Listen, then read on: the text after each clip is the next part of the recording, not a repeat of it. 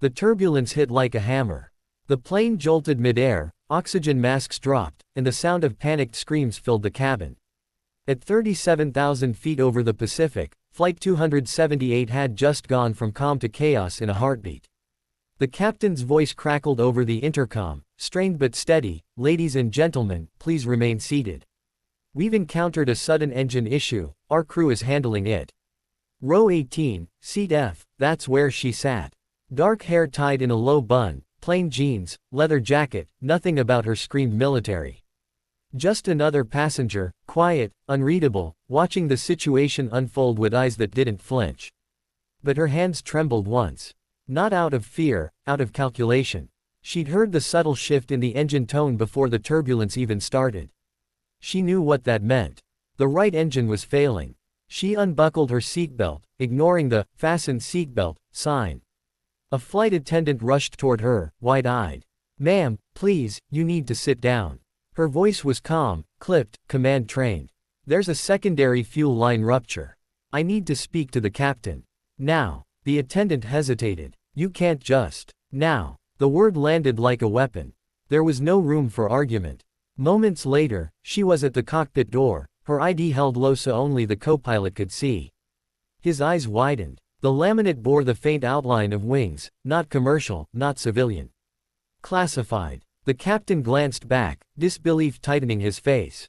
"You're former Air Command," she said, sliding into the jump seat. "You've got a fire risk in your starboard intake. Shut down engine 2, reroute hydraulics through backup.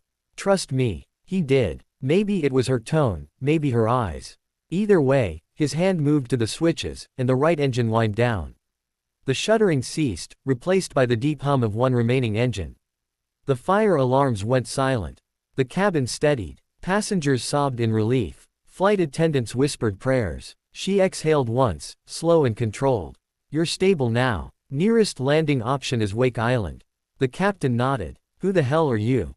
"Doesn't matter," she said, gaze fixed on the console. "Just get us home." But as she turned to leave, the co-pilot caught sight of something under her sleeve, a patch of ink just visible near her wrist. A falcon diving through lightning. The symbol wasn't one you saw every day. His voice caught. "Wait, that tattoo, what's your call sign?" She froze. For a heartbeat, silence. Then softly, "Specter 6. Both pilots went pale. "Specter 6. The name whispered through every hangar, every flight deck from Guam to Norfolk. The ghost pilot. The one who'd disappeared after the Operation Night Storm incident. The one no one was supposed to talk about. "Ma'am," the captain's voice trembled. "Specter 6 was dead," she finished. "Yeah, that's what they told everyone." Before they could respond, the radio crackled to life. Static first, then a distant male voice, clipped with urgency. "This is Falcon Control. Unidentified aircraft, you are violating restricted airspace. Identify immediately." The captain blinked. "Restricted. We were cleared through." But she already knew. The reroute had pulled them into a classified corridor, military airspace. "Stay quiet," she said quickly. "Do not respond." But it was too late. Two dots appeared on radar, fast, closing in. F-18s. "Falcon Control to Flight 278, respond now or we will assume hostile intent." The captain looked at her, panic rising. "They think we're..." She grabbed the headset. "Falcon Control, this is Specter 6, formerly of Night Storm Squadron. Hold your birds. Civilian flight, emergency status." The radio went dead. The cockpit fell silent. Then, a new voice cut in, lower, shaken. "Specter 6, confirm identity." She closed her eyes. "Confirmed. I have 278 souls aboard. One engine down. Request safe corridor to Wake Island." The pause that followed stretched thin and long. Then came the words no one expected.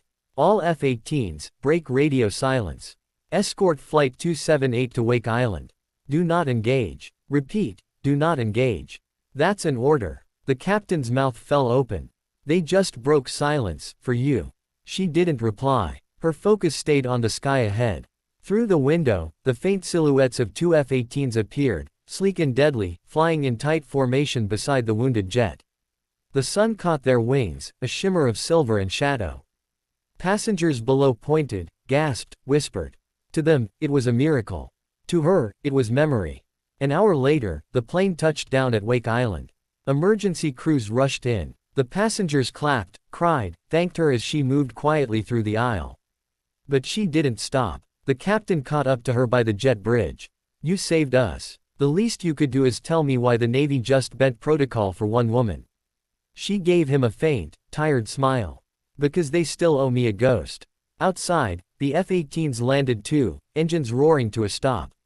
One of the pilots removed his helmet and ran toward her, disbelief on his face. "Specter," he breathed, "we thought you were gone." She tilted her head, a shadow of a smirk touching her lips. "Not gone. Just off the radar." He looked at her, then at the passenger jet she'd saved. "You never could stay out of trouble, could you?" "Guess not." A military transport rolled up minutes later. She was escorted inside without another word. Cameras were forbidden here. The passengers saw her only once more, a distant figure on the tarmac, wind whipping her hair, as two F-18s saluted in formation above. Inside the transport, the commanding officer waited. His uniform bore 3 stars. He didn't smile. "We confirmed your ID, Commander. The world thinks you're dead." "Good," she said. "Let's keep it that way." He slid a classified file across the table. "You know, breaking radio silence like that, half of NORAD nearly had a heart attack." "Care to explain?" She opened the file. Inside were photos, satellite shots, coordinates, a blacked-out name. She scanned them silently, jaw tightening. "I didn't plan to get involved," she said finally. "But someone on that flight had the wrong coordinates logged into the autopilot." "That wasn't an accident." The general leaned forward. "You're saying it was sabotage?"